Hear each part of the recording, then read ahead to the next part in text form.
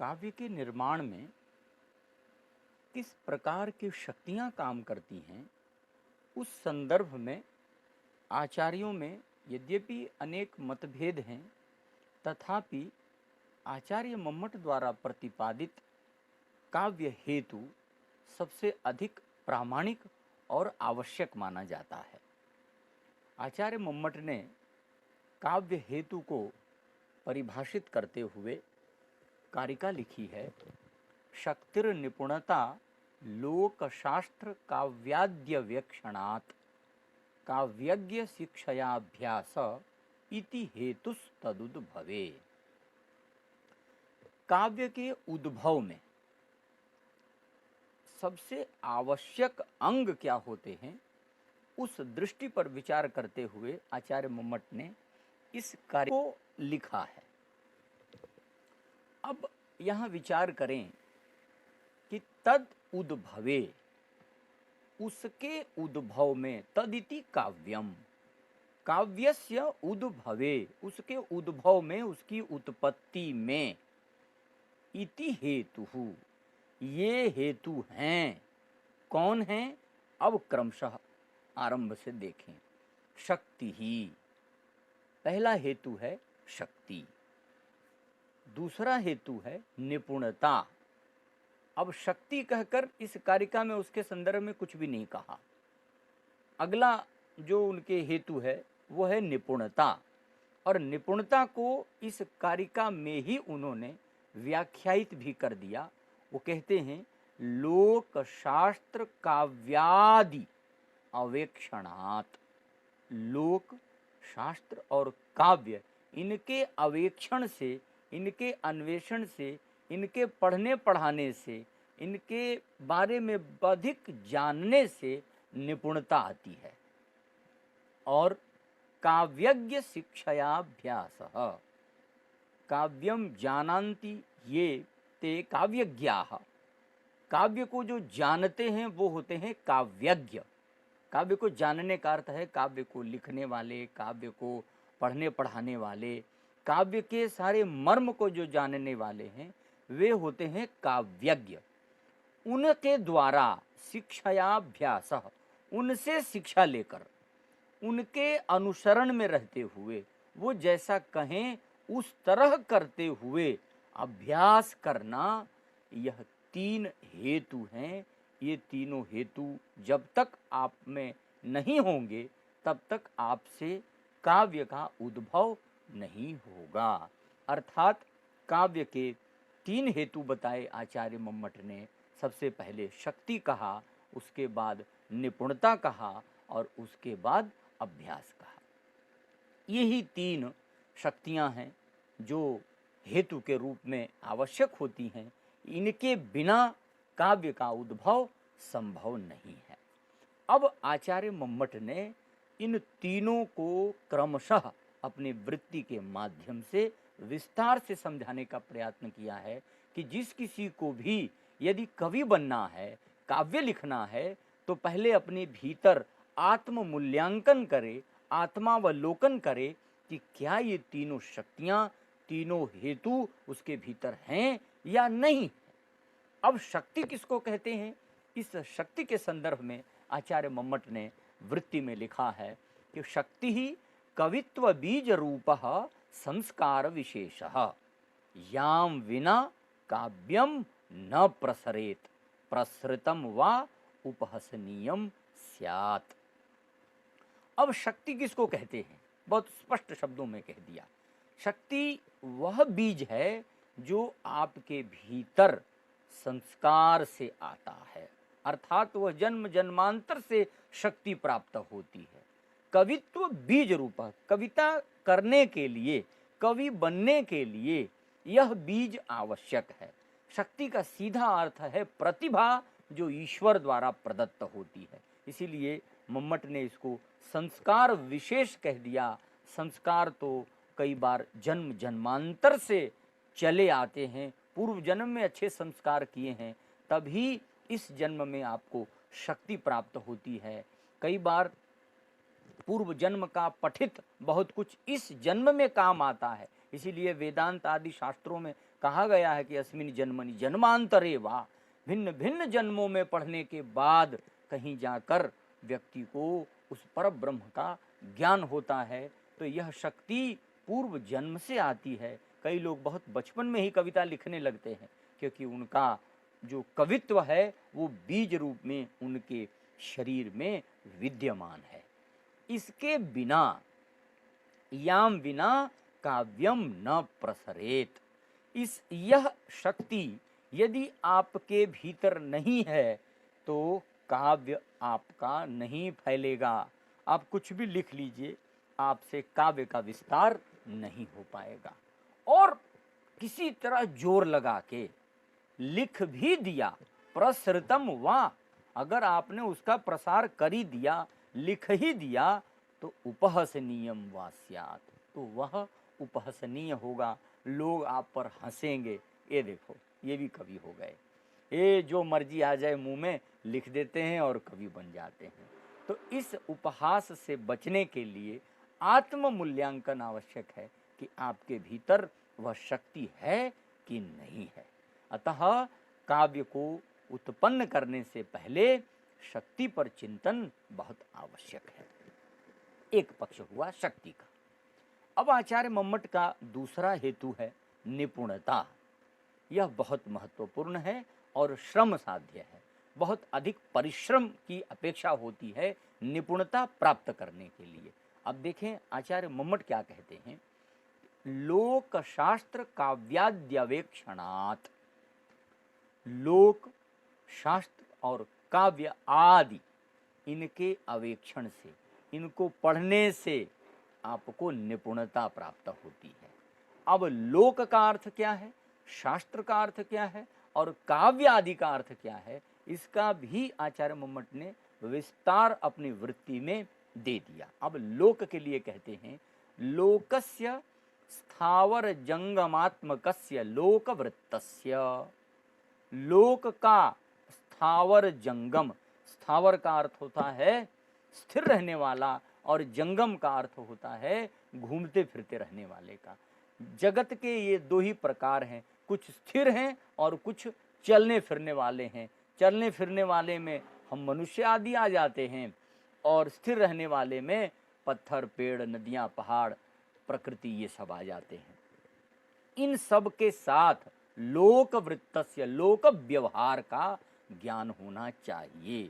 लोक व्यवहार का अर्थ वही राजादिगतोचिताचार परिज्ञानम, जो काव्य प्रयोजन में कहते हैं, वही बात यहाँ आती है कि लोकाचार का ज्ञान आपको जरूर होना चाहिए।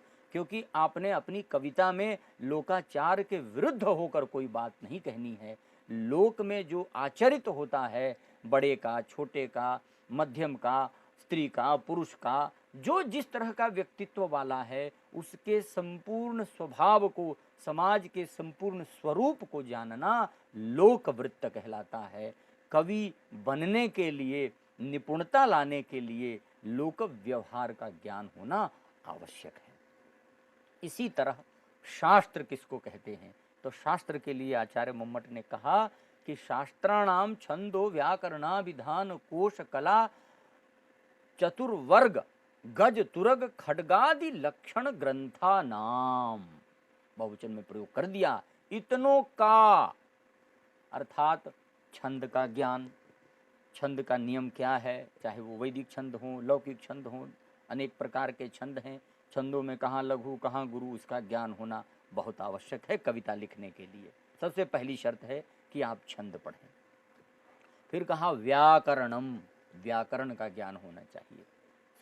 अष्टाध्यायी पढ़ें, पाणिनि का व्याकरण पढ़ें, ताकि कौन से शब्द का प्रयोग कैसे करना है, विभक्ति, वचन, लिंग, प्रकरण, धातु, उपसर्ग, प्रत्यय, जितना कुछ भी व्याकरण के संस्कार हैं, उन सारे संस्कारों का ज्ञान करे। अभिधान, किसी का नामकरण करना है तो नामकरण पर विचार अवश्य करके ही किसी का नाम करे, क्योंकि जब तक आप किसी का नाम रखने से पहले उसके गुण दोष को नहीं जानते हैं, बिना गुण दोष जाने अगर किसी का कोई नाम आप रख देते हैं तो हास्य के पात्र बनेंगे। इसलिए अभिधान शास्त्रों को भी जाने कि नामकरण कैसे करना चाहिए। कोश, अमर कोश आदि जो हमारे मेदिनी कोश, अमर कोश, हलायुध कोश आदि विविध प्रकार के कोश कहे गए हैं। इन कोशों के ज्ञान से आपको एक ही वस्तु के लिए अनेक शब्दों के प्रयोग का ज्ञान होता है, इसलिए कोश का ज्ञान आवश्यक है। कला, विविध 64 प्रकार की कलाएं बताई हुई हैं शास्त्रों में, उन कलाओं के बारे में भी हमें ज्ञान होना चाहिए। चतुर्वर्ग, धर्म अर्थ काम मोक्ष, चाहे हम पुरुषार्थ को लें, चाहे वो 4 आश्रम को लें, इन सारे संदर्भों का ज्ञान आपको होना चाहिए। गज शास्त्र क्या हैं, तुरग घोड़ों से संबंधित शास्त्र क्या हैं, खड्ग माने तलवार आदि से संबंधित तलवारबाजी, जितने भी आयुध होते हैं युद्ध में किस तरह उनका प्रयोग करना है, कौन क्या लेकर चल रहा है, इत्यादि से संबंधित लक्षण ग्रंथा नाम, इस तरह के शास्त्रों के लक्षणों को बताने वाले जो ग्रंथ हैं, उन सारे ग्रंथों के अध्ययन से निपुणता प्राप्त होती है। इतना ही नहीं है, अभी और मम्मट कहते हैं काव्यादि। काव्यादि का क्या अर्थ हुआ, तो कहा काव्यानाम, विविध काव्यों का। महाकवि कालिदास को पढ़िए, भारवी को पढ़िए, माँ को पढ़िए, बाण को पढ़िए, दंडी को पढ़िए, रामायण पढ़िए, महाभारत पढ़िए, पुराण आदि पढ़िए। अभी पुराण आदि का नाम आगे लेते हैं वो कि काव्यानाम महाकवि संबंधी नाम, महाकवियों से संबंधित जितने प्रकार के काव्य हैं उन सारे ग्रंथों का अध्ययन करने से। आदि ग्रहणादि इतिहास आदि नाम, अब जहाँ ऊपर कारिका में आचार्य मम्मट ने लोक शास्त्र काव्य आदि शब्द कहा है, उस आदि से क्या ग्रहण करते हैं, तो मम्मट फिर वृत्ति में लिखते हैं कि आदि ग्रहणात इतिहास आदि नाम, अर्थात आदि पद से इतिहास आदि ग्रंथों के विमर्शन से, के अध्ययन से व्युत्पत्ति होती है, निपुणता प्राप्त होती है। व्युत्पत्ति का अर्थ यहाँ निपुणता से है। तो इस प्रकार से लोक शास्त्र काव्य आदि से इतिहास आदि समस्त पूर्ववर्ती विविध प्रकारक ग्रंथों के अध्ययन से निपुणता प्राप्त होती है। यानी कि कवि बनने के लिए, कविता लिखने के लिए कितने प्रकार के अध्ययन के बाद आपके भीतर निपुणता आएगी, तब आप कवि बनने के लायक होंगे। ये शर्तें आचार्य मम्मट ने इस निपुणता के माध्यम से बताने का प्रयत्न किया है। इसके बाद अगला क्रम आता है अभ्यास का। अभ्यास कितना जरूरी है यह भी समझने का विषय है। अब अभ्यास करेंगे कैसे? आप जो लिख रहे हैं उसी को अभ्यास कहेंगे। लिखना, क्योंकि कविता की रचना करनी है, काव्य रचना ही अभ्यास है। अब वो सही है कि नहीं है ये आप कैसे जानेंगे? उसके लिए आचार्य मम्मट ने कह दिया कि काव्यम कर्तुम विचारयितुम च ये जानन्ति तदुपदेशेन करणे योजने च पौनः पुण्येन प्रवृत्ति ही इति। क्या अर्थ हुआ कि काव्यम कर्तुम, काव्य को करने वाले, विचारयितुम च, और विचार करने वाले कि ये ठीक है कि नहीं है। अर्थात वे लोग जो काव्य रचना जानते हैं और काव्य को देखकर बता देते हैं कि ये ठीक है कि नहीं है। काव्यम कर्तुम विचारयितुम च ये जानन्ति, ये प्राक्तनाः कवयः, जो श्रेष्ठ पूर्व मान्य सिद्ध कवि हैं, उनके पास तदुपदेशेन, उनके उपदेश से, अर्थात जैसा वो कहें उसके अनुसार, करणे योजने च, बार बार नया करे भी और योजने अर्थात जोड़े भी। उन्होंने, आपने जो लिखा है, आपने लिख के उस बड़े कवि को दिखाया तो वो जैसा कहे वैसा उसमें जोड़ने से। कब? पौनः पुण्येन प्रवृत्ति ही, बार बार। पौनः पुण्य का अर्थ है पुनः पुनः इसमें प्रवृत्ति बनाए रखना, यानी कि काव्य रचना करते रहना और बड़े जो कहें उसको उसमें जोड़ते रहना। बार बार ऐसा करने से ही आपका अभ्यास सिद्ध होता है। तो इन तीनों का ध्यान रखना है कि काव्य का हेतु क्या है, तो शक्ति भी चाहिए, निपुणता भी चाहिए और बार बार लिखने का अभ्यास भी चाहिए।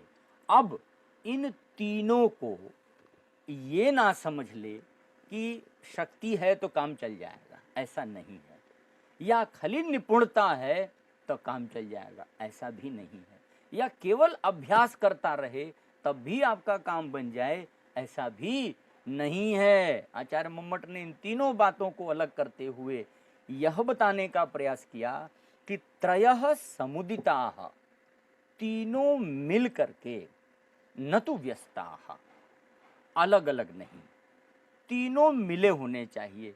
कवि बनने के लिए ये तीनों आवश्यक हैं। आपके अंदर शक्ति भी होनी चाहिए, आपके अंदर निपुणता भी होनी चाहिए, और आपके भीतर अभ्यास भी होना चाहिए। ये त्रयः समुदिताः न तो व्यस्ता, तीनों मिल के होने चाहिए, व्यस्त मने अलग अलग नहीं होने चाहिए। ये तीनों जब एक साथ हैं तब तस्य यानी कि काव्यस्य, उस काव्य के उद्भवे, उसके उद्भव में, निर्माणे उसके निर्माण में, समुल्लासे च उसके उल्लास में। अगर इन तीनों शब्दों को, उद्भव, निर्माण और समुल्लास को, तीनों शक्तियों से जुड़ें तो और आसानी से समझ में आएगा कि शक्ति होगी तभी काव्य का उद्भव होगा, निपुणता होगी तभी काव्य का निर्माण होगा, और उसमें उल्लास कब आएगा, जब आप बार बार अभ्यास करेंगे। इसीलिए कहा कि तस्य काव्यस्य उद्भवे निर्माणे समुल्लासे च हेतुः, ये तीनों मिल के हेतु हैं, न तो हेतवः, इनको बहुवचन में नहीं कहा, ये अलग अलग हेतु नहीं हैं, ये तीनों मिल के एक ही हेतु हैं उस काव्य की उत्पत्ति में। अर्थात काव्य की उत्पत्ति में ये तीनों हेतु एक मिलकर के हो जाते हैं। इनको अलग अलग हेतु न गिनते हुए एक हेतु मानना चाहिए कि काव्य के निर्माण में एक ही हेतु पर्याप्त होता है। इस प्रकार आचार्य मम्मट की दृष्टि में काव्य की उत्पत्ति में 3 प्रकार के हेतु कहे गए: शक्ति, निपुणता और अभ्यास। धन्यवाद।